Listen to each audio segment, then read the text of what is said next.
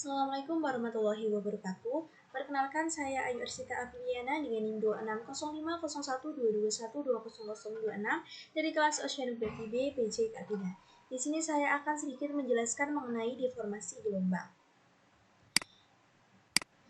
Baik, deformasi gelombang adalah perubahan karakteristik gelombang yang bergerak merambat menuju pantai akibat perubahan kedalaman dasar laut, kemiringan dasar laut yang tidak sejajar dengan arah datangnya gelombang, dan faktor-faktor lainnya. Perubahan karakteristik di sini dapat berupa perubahan tinggi gelombang, panjang gelombang, cepat rambat gelombang maupun amplitudenya. Kemudian, deformasi gelombang ini memiliki beberapa jenis, yaitu refraksi, refleksi, dan difraksi. Refraksi merupakan fenomena di mana gelombang yang memasuki perairan dangkal mengalami pembelokan arah karena beberapa bagian dari gelombang tersebut masih merambat dengan kecepatan gelombang laut dalam saat memasuki perairan dangkal.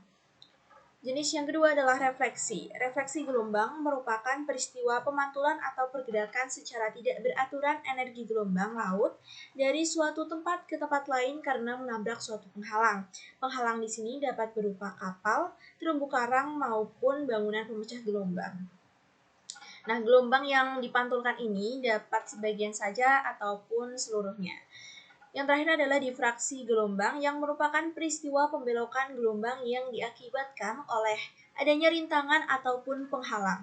Gelombang akan dibelokkan ke ujung rintangan dan masuk ke daerah terlindung di belakangnya.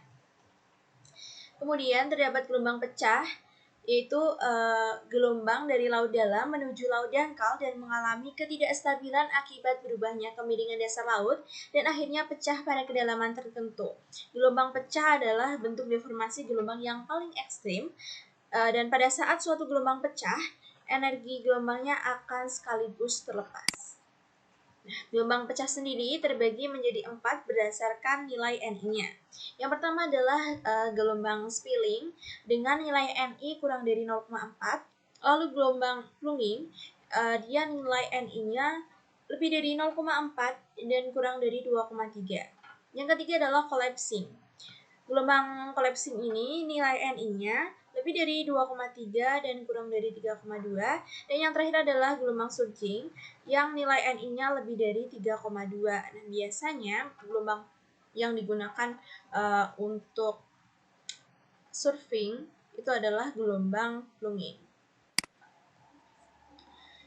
Nah, berbicara mengenai deformasi gelombang tidak jauh dari yang namanya breakwater. Breakwater sendiri adalah bangunan pantai yang dirancang untuk melindungi daerah perairan pelabuhan dari gelombang. Struktur ini biasanya ditempatkan pada jarak tertentu dari garis pantai dan diatur sejajar dengan pantai.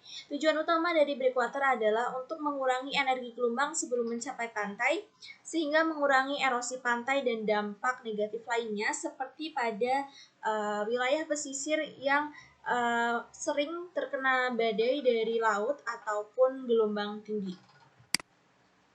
Breakwater sendiri terdapat beberapa jenis, contohnya adalah tipe tunggal, lepas pantai, dan celah.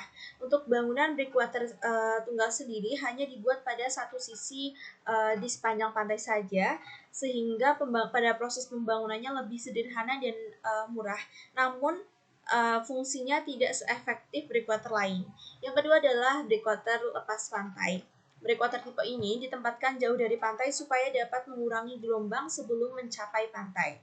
Yang terakhir adalah tipe breakwater celah, yang dimana bangunannya dibagi menjadi 2 bagian terpisah yang membentuk sebuah celah, di mana celah tersebut dapat digunakan oleh perahu maupun kapal yang sedang berlayar.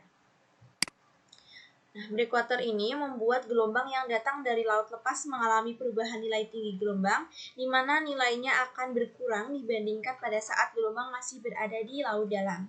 Kecepatan rambat gelombang juga relatif lebih kecil pada saat menabrak breakwater. Baik, sekian penjelasan informasi gelombang dari saya.